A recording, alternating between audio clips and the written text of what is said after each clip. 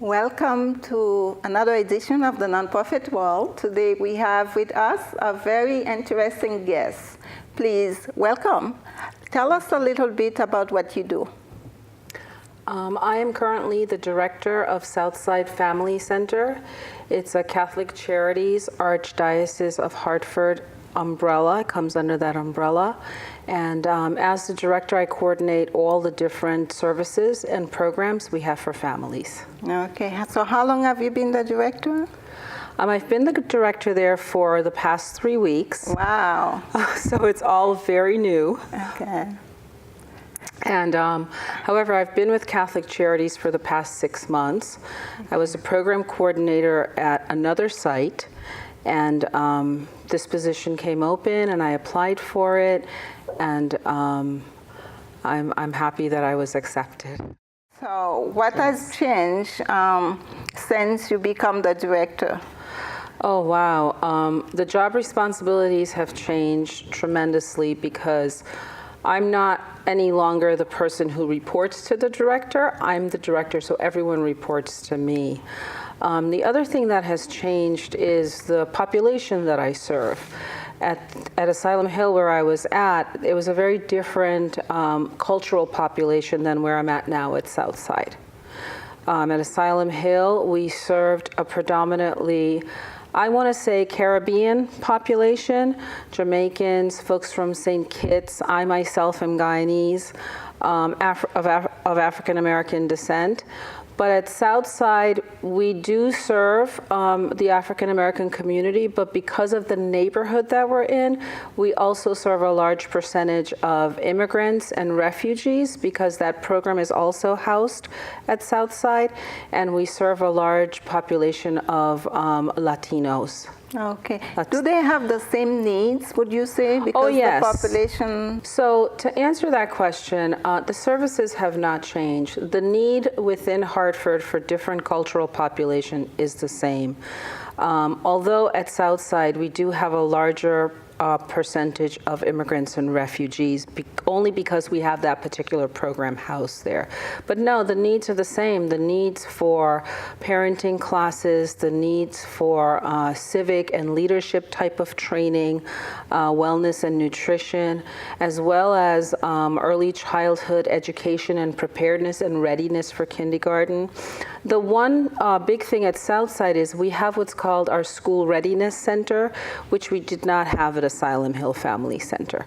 So that's a plus because we can impact those families directly. It's a nice cohort of families that we can impact to get their children ready for kindergarten success, but lifelong success as well. Okay, so how many families do you serve? We serve at the School Readiness Center 20 families, but in Southside as a whole, I would say we're serving, I'd have to, if I was to give you a ballpark figure, I'd say about close to 180, 200 families currently. Wow. Mm-hmm. And that's with a couple of different programs under the Southside Family Center umbrella. And they all have children? Yes, they're all connected to families with children. Families birth with children. To 8.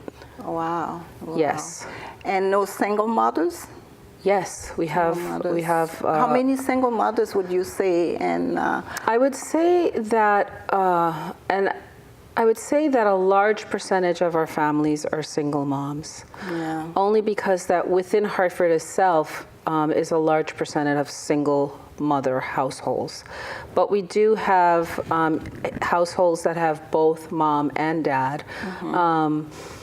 But I would say a large percentage of our families do come from single women, single. So how do the services differ? Let's say that I'm a single mother as opposed to a mother who has a husband at home. So what are the changes that you would say? So what we see is that with moms that have children and they're alone, we work with them with a lot of different needs. We work with them with a lot of parent education. A lot of our families come with a lot of trauma, so we do a lot of case management, one-on-one case management. We help our families that come from single-family homes with things like a utility bill if they're falling behind with their electric bill or their gas bill. We also help with a portion of rent if folks are falling behind. And that is called our Basic Needs Program. But we've recently changed the title of our Basic Needs Program to a Financial Stability Program. And the reason we did that is we found that when families come in and they have a need, their need is not going to go away if we don't do some education around financial stability. Yes. And what I mean by that is many of our families, not just single household families, a majority of our families need to learn basic things like budgeting, how to manage a checkbook, yes, how to manage the money that's coming in and what's going out. So we work a lot with families around their financial stability. Yeah, tell us a little bit about the selection process. I mean, how do you select the families? What made them qualified for the services that you're providing? For the family center activities, we are open to take families first within our neighborhood, which is South Side, but we are also allowed to take families outside of the South Side neighborhood within Hartford. There are times that we will assist with families outside of Hartford depending on our funds. So the selection for the family center activities is not very stringent. So if folks call or they come in and they need services, we'll sit down, we'll evaluate them. We invite them to become family center members. Okay. We assist them, and we encourage them to go through our financial stability training. We encourage them to attend our parenting class.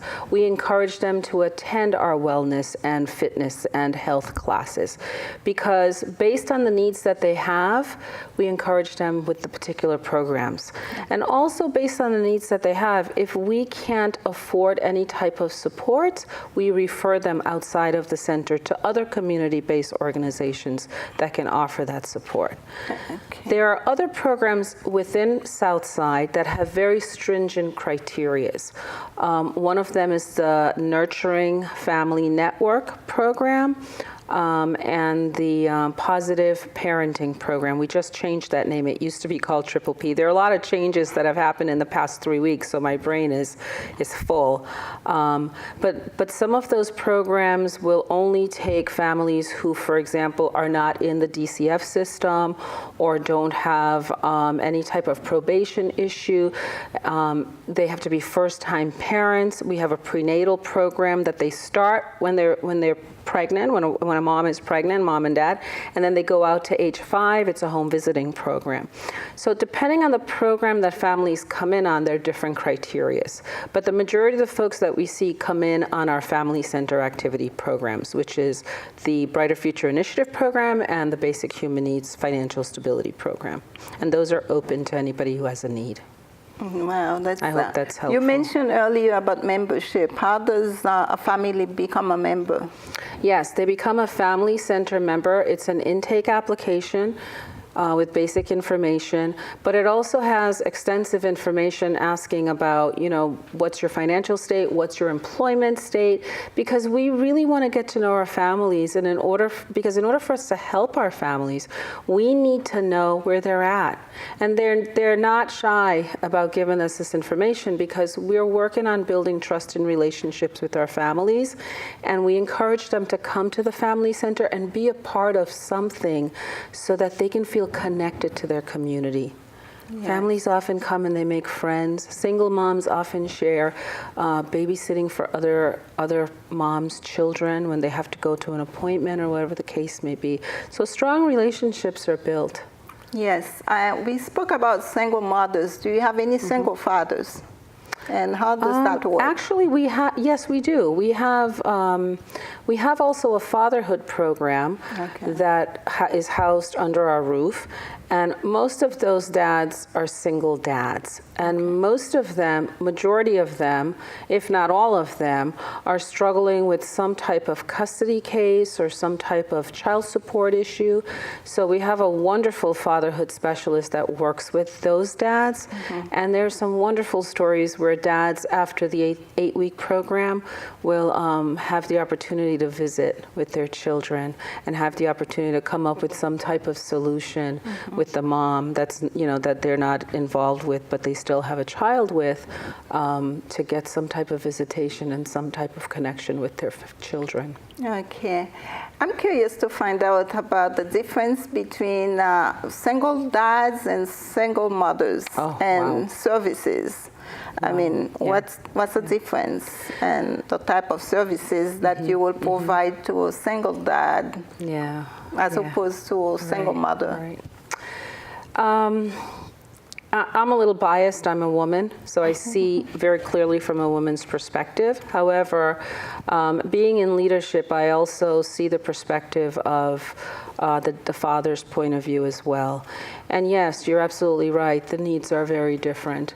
One of the things that I was recently discussing with our fatherhood specialist is he said, some programs just aren't geared for dads. So, for example, moms stay with children at home. Dads have a need to provide, to find work. And so programs that are longer, that our moms can stay in, our dads can't. They bail out after 4 to 6 weeks, 8 weeks. That's enough for them. So that's a major difference in programming. We have to be very mindful that and he told me this, he says certain programs that work for the women don't work for the men because the men have different roles that they have to play within a family, so they have to go out and work. So we have to come up with creative ways to meet the needs of both the men and the women. Exactly. To do that, you need to design some studies to find out about the needs. Yes. Because they have different needs. I'm thinking about how do you deal with single mothers who have been victims of domestic violence? Do you have some type of counseling for them and their children? Yes. What we have at the Family Center is wonderful family specialists who do over 40 hours of case management work with families. When we talk about cases of domestic violence and the trauma that children go through, depending on the need of the family, we will refer out to, we've referred out to Interval House a lot. But in-house, our family specialists are trained around trauma and what happens to an individual, whether it's a man, a woman, children, when trauma has happened in the home. And so in that sense, our family specialists are well versed on how to help women go through that pain. We are currently working on a program that I'm really hoping will take off, and it's with a chaplain, and he's going to run a parenting program that is called Healing Through Forgiveness. And his premise is that we don't all have to forgive, but we do have to learn to release our trauma in a way that's healthy. So I'm hoping that'll kick off. But mostly it's through case management that we help our families with that have gone through any kind of trauma. But domestic violence is one of them. Yeah, exactly. I mean, in the past, when we talk about family, we used to think about a man and a woman. But right now you have families with 2 women or 2 men. Do you have this type of family structure, you know? Well, we do have that type of family structure within our city. And at the Family Center, we might not currently have families who have that structure. However, we are very welcoming to any family. A family that has 2 dads, 2 moms, a grandma, an uncle, an aunt, a traditional mom, dad, or a mom, or just a dad, or a stepmom. And it's very interesting you asked that question because on Monday we celebrated Family Day. Catholic Charities partners with the Family Day Initiative. And the Family Day Initiative, the book that we read, discussed about the importance of all types of families and how valuable we are, whether we're small, we're big, we're mixed, we're not mixed, we're the same gender, not the same gender. So we are very welcoming to serve the needs of everyone in our community. Okay, because we talk about Catholic Charities, and we know also we have different religions. Yes. Within, Connecticut. Anybody is welcome, regardless of their religion and background, race. Yes, of course. Tell me a little bit about the demographics of, the population that you serve. Yes, I would love to. One of the things that I value when I came to Catholic Charity, I had the same question. I thought it was just Catholic. However, I learned very quickly that Catholic Charities encompasses all of us. And the population that we serve is not predominantly Catholic. We have folks from all types of religions, all types of spiritualities, all types of belief, whatever they are. And to give you an example, I'm currently thinking about families that I saw yesterday. They are from, I don't know the part of the continent of Africa or which country, but I do know they speak Swahili. And I know their religion is very different than the Catholic religion. But we welcome our families with open arms. It does not matter your race, your creed, your religion, your ethnicity. Catholic Charities encompasses of people. Okay. Do you have people trained in cultural differences, cultural boundaries? Because in some culture, when you go and shake somebody's hand, you're not supposed to. A man is not supposed to shake the hand of a woman, and vice versa. And also, in some culture, if you do not look at somebody in the eyes, it's like you're not honest. And other culture, you have to, look down. So the people working for your organization, are they trained in, Yes, of course. I remember just 6 months ago, I received an extensive diversity training from our wonderful director of program. And we discuss all those different issues, those different boundaries, those different cultural references by sharing stories. I myself is from a very different culture.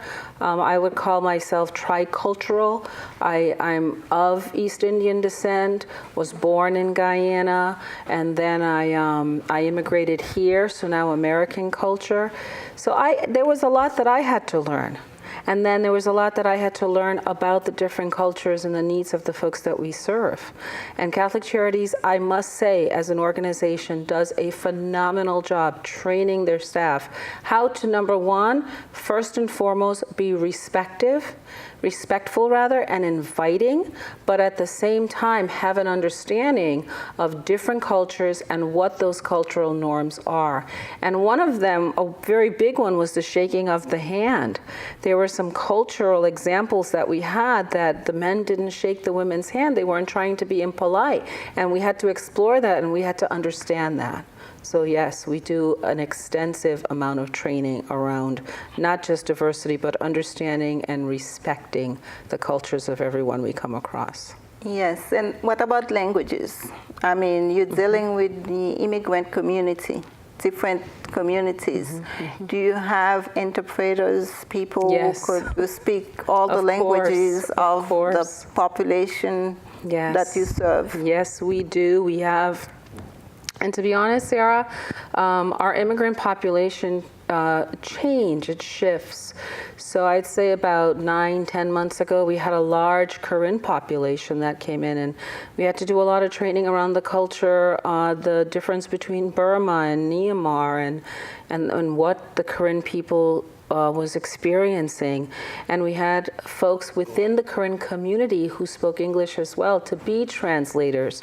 So we use folks that are within that same community as translators. Currently, we have a young woman. We have a large population of folks who are coming in as refugees who speak Swahili, and we have a young woman who translates. So we're utilizing the resources that we have within the center. We're not going outside, because always bubbling up to the surface, you'll find, folks within the same culture that folks trust, because when you come over, it's a big trust factor. Folks have gone through tremendous hardship, and that's putting it lightly. When they come to the United States, they're escaping all types of pain and hurt and war and Economic just imagine it cringes my heart. So I can imagine how folks feel when they come over. So to have someone within their own community who can help them to navigate with the language, we utilize that. And here's another carrot. We ourselves as staff, we pick up. We ask, how do you say hello? How do you say good morning? How do you say I'm doing well? You know, and I was chuckling because I was at work late last night, and I said to Miss Alice, she's one of our admin in MRIS, that's the Migration Refugee Immigration Services, and I said, I wish I could speak Swahili. You know, and she says, you already speak so many languages. Why do you want to speak Swahili? And I said, because when I see the people coming down the hall, we have a program on Wednesday evening, I says, I want to embrace them with their own language and their own dress. And so as the women came in, I asked them, you know, how do you say good, and how do you say, and she says, Miss Rani, Swahili is so easy. And I'm looking at her like, please, just a couple of things for now. But you know, Alice has been working with families for a while now, and I am amazed at her Swahili.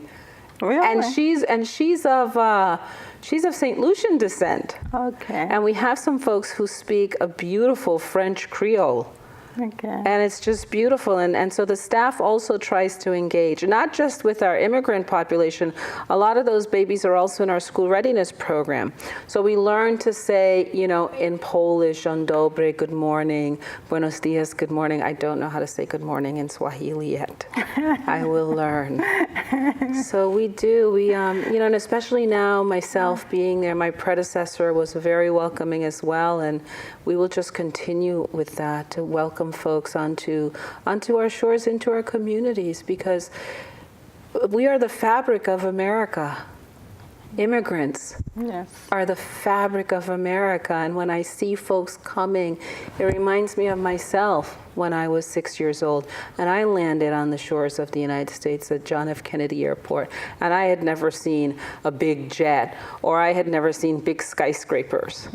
So it brings me back to those days, and how can we help? How can we hold your hand so that you can have a piece of the American dream in a kind and compassionate and caring fashion? I mean, tell me a little bit about how the population that you serve are serving the newcomers. Let's say you have somebody you have been helping for 5 years, or how long do you help them for? I don't know. And then they have new people coming. Do you have some kind of events that you organize, let's say every year, every 6 months, for them to meet? How do they network? We have multiple events that happen through our family center to engage all our families. But to speak directly to your question, when a family has been with us for a length of time, that we have offered them services, or when a family comes in that we see some type of leadership quality, we do train them. We offer families training in leadership. So then they turn around and they become what's called parent ambassadors. Okay.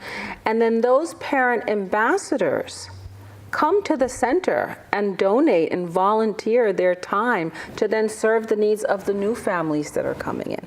So that's a win-win on both sides. And a lot of training goes into that. And now at Southside, we are embarking and collaborating with another family center in bringing a robust parent ambassador program to Southside. It's interesting. It works beautifully. So you say you serve how many families? I would say currently about 180 altogether. Yeah. How big is your organization? Catholic Charities? No, your Southside. Southside? Yeah, how big? Is it a big location? And actually, Southside was an old Catholic school. Okay. So St. Cyril and Methodius Elementary School is the building that we're in. And then across the street used to be the convent, I hear, for the nuns, and that's where we house our preschool program. Okay. It's 3 stories high. On the first level is the family center with the multiple programs, Triple P, NFN, Fatherhood, Basic Human Needs, Home Links. We have a Home Links program that serve child care providers with training and getting licensed and staying licensed. And then on the top floor, we have migration and refugee. I believe right on the first floor, we also have youth comprehensive, a juvenile program. And then in the basement level, we have an ESL room. It's like a multicultural room where families come and they're learning English as a second language. It's a multi-purpose space, so we also have folks that will come and congregate there. We have a kitchen that we're working on gutting and refinishing so that we can run cooking preparation classes out of there. Excuse me. I'm so sorry. We also have a food pantry that is going to be up and running. We have a phenomenal sewing room where families, immigrant families, can come and learn to sew, make their own clothes. And these families come prepared. We're not training them anything. They're actually teaching us how to sew and knit and crochet. Wow. Excuse me, I'm so sorry. You want some water? Yes, please, if that's possible. But if not, it's okay. I hope I'm not forgetting anything. Recently, we have a beautiful gymnasium that was just redone. And we're hoping to do some indoor soccer or some type of yoga or Zumba or salsa dance. It's a beautiful space. I'd love for you to come and visit. I would. I am curious to find out, how did you get involved in the nonprofit, world? You seem to be prepared to take over this big endeavor. Yes. How did you, I started out as a mom at home, traditional mom, husband out to work, 3 kids. And I I'm of East Indian heritage, so mom stays home, takes care of babies, dad goes out to work. And I stayed home with my children for a good 15 years. I homeschooled them. I'm a converted Christian since I was 16, and so we had a Christian homeschool. And then I always wanted to go back to school and finish and go to work. And my husband didn't want that. He wanted me to stay home. But I started going out slowly and went back to school. And by the time I was in school, I was offered a position at Capital Community College in the Early Childhood Lab School. And I worked with a lot of families in Hartford, a lot of young moms specifically. And I really enjoyed that. And I found myself going beyond the classroom to offer them different resources to meet their needs. And after I finished up my education, I was ready to do something different. I had done that for about 12 years, and I was ready to do something different. I didn't know what to do. And the Hartford Foundation had granted the Hartford Public Library a small grant to work with child care providers in the city of Hartford. And I had worked with child care providers as a part-time job years back in the food program. And so someone encouraged me why don't you apply for that summer position, because we don't work in the summer. And so I says, I don't want to work at the library. I love the library, and Hartford Public Library is true and near and dear to my heart because that's where I grew up. I lived in the library. And they said, come on, you'd be good at it. And so I said, let me try it. So I applied and I got accepted and I began doing community work. I had to build this program, which is the Leap Into Learning childcare program, from ground up. And I just started doing a lot of legwork in the community, meeting the providers, training them in early literacy with the focus. The focus of the grant was to make sure that providers had education in literacy to help the children succeed when they arrive at kindergarten. And I absolutely loved it. I loved it and I excelled at it so much that a position came open at the library. And everyone was asking me, why don't you apply? Why don't you apply? And I was saying, no, I don't want to work at the library. I mean, my training is in education. I want to teach in the classroom. And of course, my education was birth to 5th grade. And, at the very last day, they said, you should apply. And at the very last day, at the very last moment, I applied. It was a Friday. I think by Tuesday, they were offering me the position. And that's how I got started. And I did not realize that Hartford Public Library was a nonprofit organization. But I must say that when I got there, the library was under the leadership of Matt Poland, who is now our previous CEO. We have Bridget, who is now our CEO. But Mr. Poland had a fantastic vision, and one of his vision was early literacy and that initiative.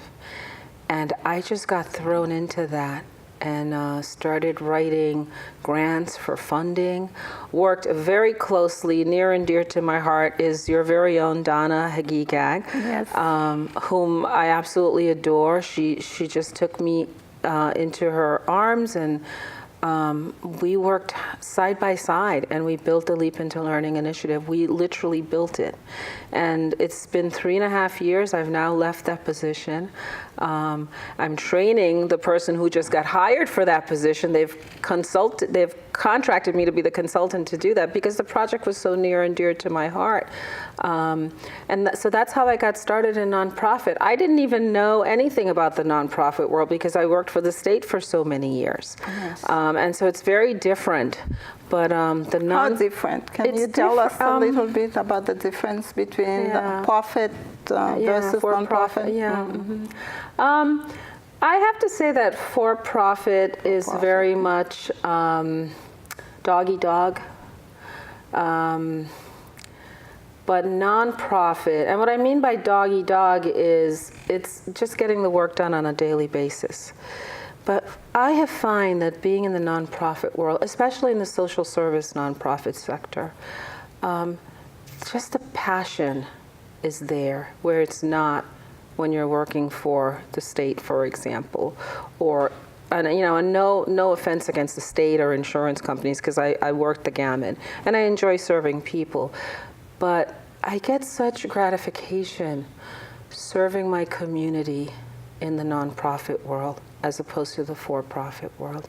And I think that's because of the design of nonprofits. I think nonprofits themselves have that struggle. Where are we going to go? Are we going to ebb this way or flow that way? And then sometimes when the funding doesn't come, but the program is working well, we just keep doing it because it's our passion. We don't give up on our community. But how do you fundraise to continue a program when the funding doesn't come? Mm-hmm. We've been very fortunate at Catholic Charities that we have a phenomenal development team. We ourselves, as staff members, don't fundraise per se, but I'm going to tell you, Sarah, our services and who we are committed to our work is the best fundraising strategy we have, because folks will come back and tell you, Catholic Charities did this, this, this, and that. This particular family specialist did this, this, this. And when they share their stories, funders listen. They listen and they open their purses. And it's not about just the numbers. It's about the change, the difference we've made in someone's life. I can give you all the cliches about folks becoming self-sufficient and becoming a productive citizen in the community. But let me tell you, it goes beyond that. When you have touched someone's heart and they trust you and they confide in you, treat them with kindness and love, and you give them tools that they would have never had, they would have probably had to pay thousands of dollars for, they don't forget you, and they do tell their story. And do they give back? Yes, and they give back all the time. All the time. I just did a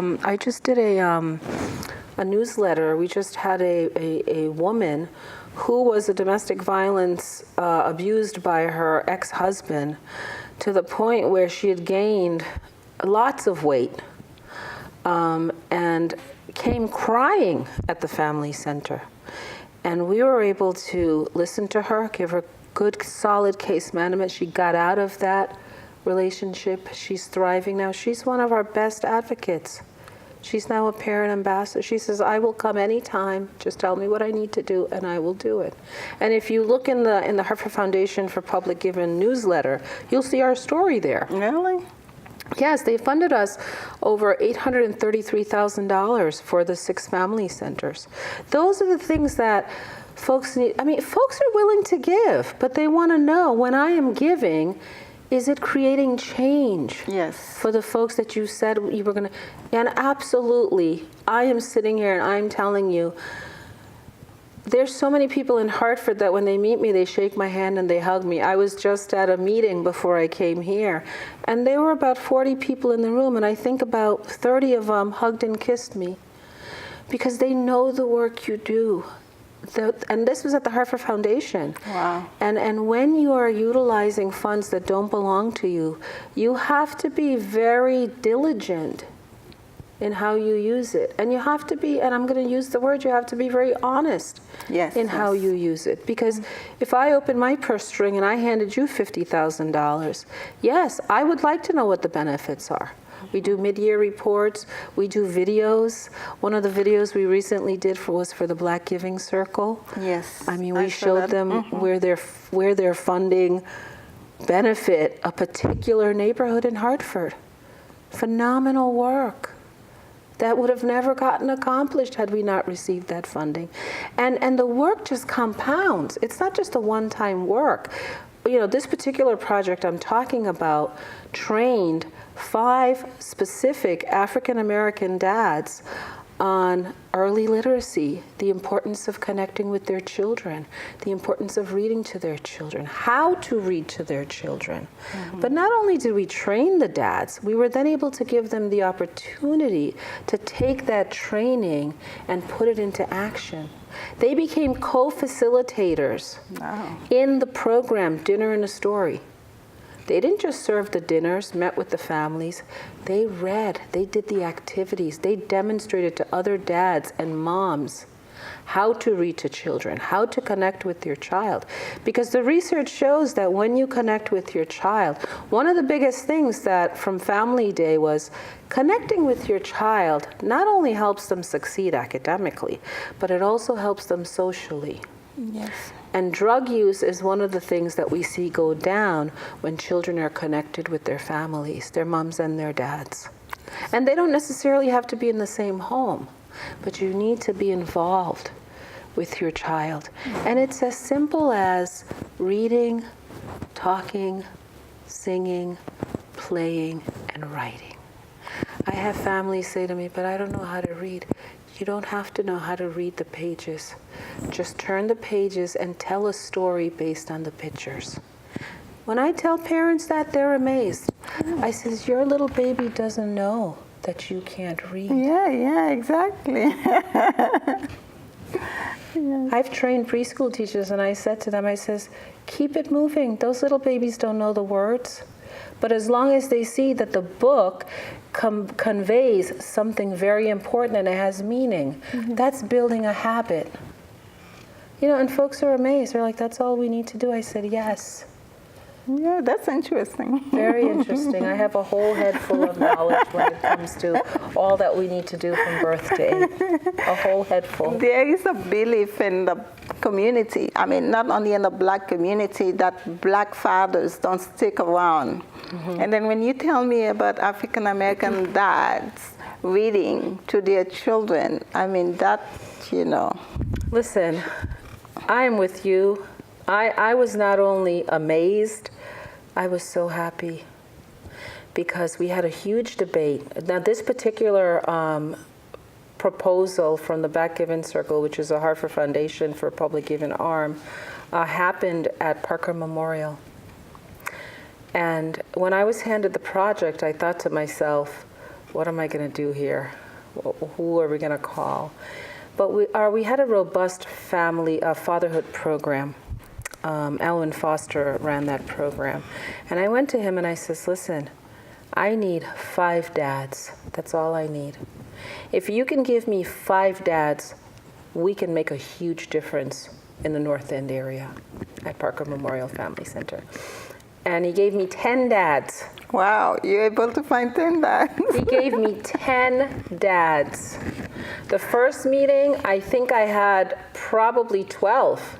Wow. The second meeting, they started to dwindle because they have to work hours. Yes, I was yes. trying to meet those time constraints. But we ended up with 5 solid dads that we trained. And the beautiful part of it was the family center was a part of another grant that I was working with at the library. And we were able to collaborate together and bring the training to the dads based on another grant outside of the family center. And boy, did we train those dads. Those dads, I wish we had a dad here today. One dad said to me, I didn't know that I had to read to my child every day. I said, yes, you do. Yes. I didn't know the impact that reading to my child had. He said, I didn't understand anything. We taught dads on brain development, what happens to the brain when you read. We taught dads about phonetic awareness. We taught them about narrative skills, letter awareness, print awareness. Dads were they were just flabbergasted. What about their children? How did they react? Very happy. We have a video where we had to put together for our funders because we had about 50 funders coming one night. Wow. And we decided that 50 funders with a group of children was not going to work. The kids would get all antsy. So we created a video where you will see in the video dads playing with their own children, dads reading to children whose dads are not around. That was another beautiful part of the project. Just had layers and layers of benefit that I would have never imagined when the proposal was written that it You're would doing have. such a great job in the community, you know. I love the Hartford community. I love people, but I love the Hartford community. I tell people I have turned down many proposals for job offers for far more than what I'm getting compensated now. Not that there's anything wrong with what I'm getting compensated. The point that I'm trying to make is I choose to work in Hartford. I am a product of an urban environment. Yes, I was raised on a farm. I was born and raised on a farm till I was 6 years of age, and then we moved to Brooklyn, and then when I was 12, we moved to Hartford. I am a product of Hartford public school education. And I want to give that back to our kids in Hartford, our families in Hartford, to let them know, look at me. Yes. You can do it, and I'm here to support you. Yeah. I don't believe in getting and taking and then going out somewhere. Yes. I believe in pouring back into where I was taught. And if I lived in Brooklyn, I would have probably been doing the same thing. Because my heart is for the people. Yes. Yeah. My heart is for the people, Sarah. Our people. Yes, I understand. So where do you go from here? Where do I go from here is a very good question. I'm on this journey now. And another thing that I really, really, really enjoy is developing young people.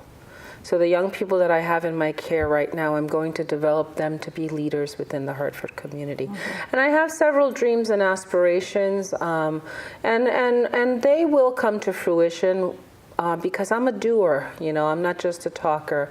One of the dreams that I have, and I am going to put it out there, is to work on city council in the city of Hartford, to be a part of city council. And the other dream that I have is to make an impact in the Hartford community by doing a research on poverty and how it affects young children's health. Okay. And creating a curriculum that our community can utilize. Not when they open it, they don't know where to start. Yes. So do you have a website? Can you give us a website and a phone number for your organization in case somebody needs to contact you? Definitely. If you would like to contact me, you can contact me at www.ccaoh.org. That's the Catholic Charities website, but me personally, you can contact me at rbusgett@ ccaoh.org. That's my personal email, and I hope it flashes across the screen.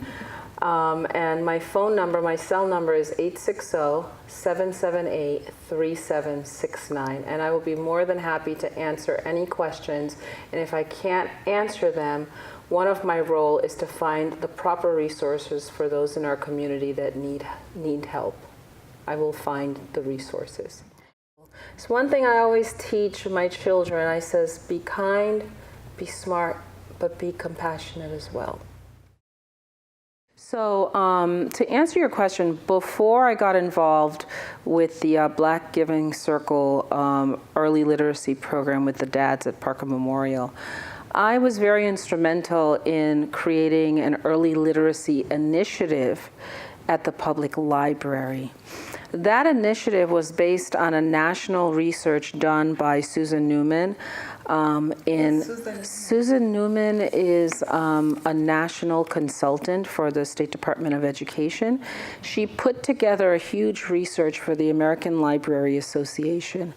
And that particular research ended up in a workbook with a curriculum for librarians and early childhood educators called Every Child Ready to Read. And Every Child Ready to Read 2. And because I struggled as a young person, an immigrant, to read, believe it or not, I really didn't crack the English code till I was in the 8th grade.